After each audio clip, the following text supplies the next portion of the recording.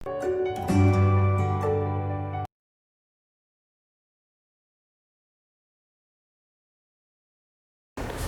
Morning student. बेटे स्वागत है आपका त्रिवेणी मेमोरियल सीनियर सेकेंडरी स्कूल की ऑनलाइन क्लासेस में। तो आज मैं आपकी हिंदी की पाठ्य पुस्तक रिमझिम से कक्षा 5 के लिए पाठ 16 करवा रही हूँ, जिसका नाम है पानी रे पानी। तो शीर्षक से ही आपको पता चल गया होगा कि इस लेख में हम पानी के बारे में बात करेंगे। तो ये जो एक लेख लिखा है लेखक ने हमारे लिए, उसमें पानी की महत्वता के बारे में आपको बताया जाएगा। ये कोई कहानी नहीं है, कोई नाटक नहीं है, एक लेख है। जैसे कि आपका निबंध होता है, अनुच्छेद होता है, उस तरह से कि पानी के बारे में सिर्फ लेखक ने हमें अवेयर करवाया है, चेतावनी दी है कि पानी की अधिकता भी और पानी की कमी दोनों ही हमारे जीवन के लिए हानिकारक हो सकती हैं। तो इसमें पानी के 2 रूपों के बारे में बताया है बेटा। इसमें क्या कहा है, एक तो पानी की कमी के कारण सूखा पड़ जाता है, जिसे अकाल का नाम दिया गया है, और एक पानी की अधिकता के कारण बाढ़ आ जाती है, जो कि बरसात के कारण आती है। अगर मान लो पानी की कमी हो जाए हमारे जीवन में, हमारे घर में, स्कूल में, सड़कों पे, तो किसी भी संस्था में अगर पानी की कमी हो जाए तो हमारा जीना मुश्किल हो जाता है, ठीक है। और अगर पानी की अधिकता हो जाए तो भी हमारा जीना मुश्किल हो जाता है। तो जो पानी की कमी है ये किन दिनों में आती है? जो पानी की कमी है अधिकतर ये कब आ जाती है? ये गर्मी के दिनों में आ जाती है। गर्मी के दिनों में आपने देखा होगा पानी की काफी कमी हो जाती है। और जब पानी की अधिकता यानी पानी अधिक कब हो जाता है?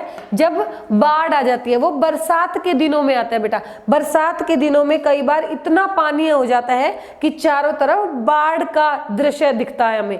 और बाढ़ का मतलब पीने का पानी एक बूंद भी नहीं है। क्यों? जब बाढ़ आती है तो हमारे आसपास इतना बुरा हाल हो जाता है कि वहां के नदी, नाले, सीवरेज, नालियां सब कुछ उसमें मिक्स हो जाते हैं। तो पीने के पानी की तो कमी है, जैसे कि गर्मियों में थी, लेकिन पानी की अधिकता हो गई है जो हमारे जीवन के लिए हानिकारक है। बाढ़ अगर हद से ज्यादा हो जाती है तो यहाँ तक कि हमारे घरों को भी वो बहा के ले जाती है। आपने देखा होगा केदारनाथ में जब बाढ़ आई थी तो तहस नहस हो गया था सब कुछ। तो बाढ़ पानी का एक खतरनाक रूप है और अकाल भी पानी का एक खतरनाक रूप है। अकाल में हमेशा पानी की कमी रहती है और बाढ़ में पानी की अधिकता होती है। अच्छा, अब आजकल एक बात और हो गई है कि जो पानी है उसके आने का समय निश्चित नहीं है।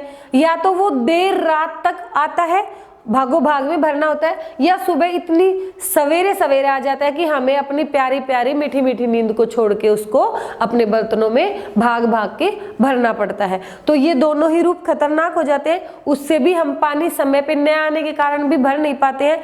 दिल्ली में, मुंबई में, कोलकाता में, ये बड़े बड़े जो महानगर हैं इनमें अक्सर पानी की कमी ही देखी जाती है। तो आप देख रहे हो कि जो पानी की अधिकता है या पानी की कमी है, दोनों ही हमारे लिए हानिकारक है। तो हमें इससे बचने के लिए उपाय करना होगा। उसके लिए मैं आपको एक उदाहरण देती हूँ। अच्छा, आप सभी जो बच्चे हो, जब आपके मामा जी या बुआ जी घर में कोई आता है और आपको पैसे दे के जाता है तो आप कहाँ डालते हो? गुल्लक में डालते हो। अब आपके पिगी बैंक में डालते हो। छोटी सी गुल्लक है, किसी के पास कुछ है, उसमें आप बैंक में अपने में डालना शुरू कर देते हो। कोई 1 रुपया देता है, कोई 2 रुपये, 5 रुपये, 10 रुपये, और आजकल तो 50-100 भी मिल जाते हैं, है ना। तो आप धीरे धीरे धीरे धीरे उस गुल्लक को भरना शुरू कर देते हो। और जब आपको कभी आपकी ड्रेस लेनी हो या स्टडी मटेरियल में कोई अच्छे से कलर लेने हो या कुछ और आपको फुटवियर्स लेने हो हैं, या अब सर्दियों में जैकेट लेनी हो, तो आप क्या करते हो? उस पिगी बैंक से ढेर सारा पैसा निकाल के और काफी अच्छी कंपनी की चीजें खरीद लेते हो ना। लेकिन आप वो खरीदते टाइम ये नहीं सोचते कि आपने एक एक पैसा जोड़ के वो पैसे इतने सारे किए थे। क्योंकि आप सोचते क्यों नहीं हो? क्योंकि आपका खुद का पैसा है, वो खुद का है ना। जब हम खुद का पैसा ही प्रयोग करते हैं तो हमें कोई हेजिटेशन, कोई हिचकिचाहट नहीं होती, क्योंकि हम अपना कर रहे हैं, किसी से उधार नहीं लेते हैं।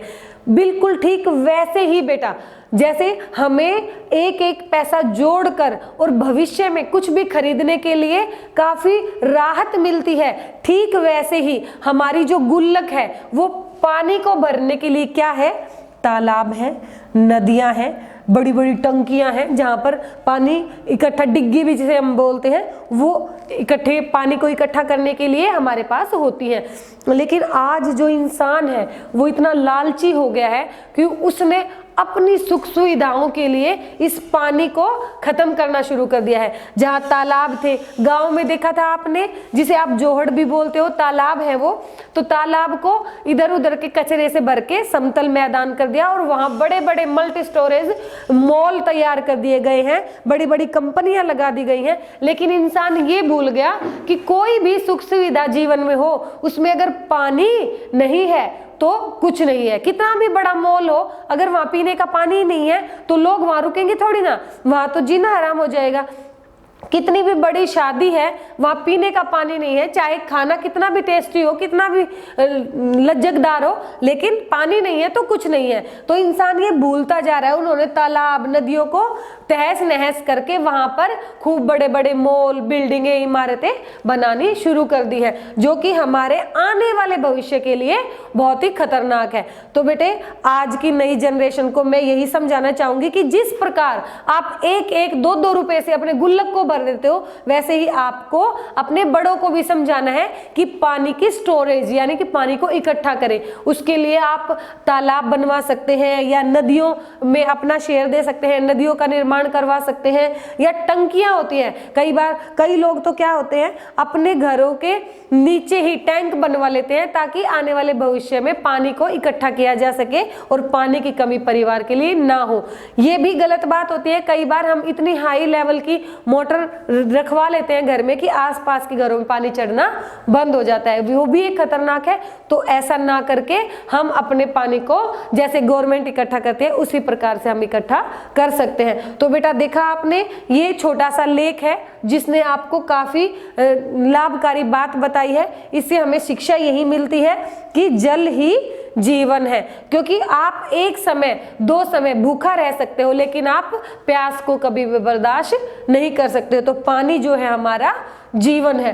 तो आप ये देखेंगे, छोटा सा लेख है, आपको काफी अच्छा लगा होगा। यहीं से इसके शब्दार्थ करा देते हैं। पानी यानी कि जल, सूखा यानी कि अकाल, और बाढ़ बरसात का अधिक होना, कमी यानी अभाव, और अधिकता यानी ज्यादा होना। गुल्लक पैसे इकट्ठे करने की एक जगह है, पैसे इकट्ठे करने का एक बॉक्स, ठीक है। तालाब, तड़ाक जिसको हम बोलते हैं, नदी सरिता होती है, टंकी पानी को इकट्ठा करने का एक बॉक्स या पानी को इकट्ठे करने की एक जगह। टंकी हम जमीन में भी बनवा सकते हैं, सीमेंट की भी बनवा सकते हैं, प्लास्टिक की ले सकते हैं, स्टील की ले सकते हैं, जैसी मर्जी आप टंकी ले सकते हैं, ठीक है। जल मैंने आपको पहले ही बताया, पानी, तो पानी का जल हो गया और जल का पानी। वैसे तीसरा पर्याय इनका नीर भी होता है, वारी भी होता है, बहुत सारे होते हैं। जीवन यानी कि आपकी जीवन शैली, जो आपका जीवन का आपका रचना काल है, प्रकृति ने आपको जीवन उत्पन्न किया है, तो उस जीवन का अगर आप सही लाभकारी प्रयोग करना चाहते हैं तो उसमें पानी पर वो आधारित है और पानी का होना अति आवश्यक है। तो ये आपके हो गए शब्दार्थ। अब यहीं से इसके प्रश्न उत्तर कर लेते हैं। पहला प्रश्न, पानी रे पानी लेख में कौन सी 2 समस्याओं के बारे में बताया गया है? पानी रे पानी लेख में सूखा और बाढ़ के बारे में बताया गया है। सूखे के बारे में आप क्या जानते हैं? जब पानी की कमी हो जाती है तो उसे सूखा यानी कि अकाल का नाम दे दिया जाता है। बाढ़ के बारे में आप क्या जानते हैं? जब पानी की अधिकता हो जाती है, बरसात के दिनों में अधिक बरसात के कारण बाढ़ आ जाती है। गुल्लक के बारे में बच्चे क्या बताना चाहेंगे? गुल्लक एक ऐसा बर्तन है जिसमें बच्चे थोड़े थोड़े करके अपने पैसों को इकट्ठा करते हैं।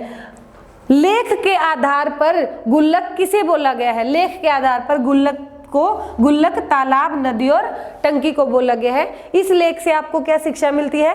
इस लेख से हमें शिक्षा मिलती है कि जल ही जीवन है। तो देखा बेटा, आपने इस छोटे से लेख से कितनी बड़ी बात को समझ लिया है कि जल ही जीवन है। इसलिए आप अपनी गुल्लक के पैसों के साथ साथ जल को भी बचाएं, यानी कि जल को अगर जरूरत है तो प्रयोग करें, अदरवाइज अपनी टूटियों को बंद कर दे। ओके बेटा, आज की कक्षा में इतना ही। मुझे उम्मीद है ये वीडियो आपको काफी अच्छी लगी होगी।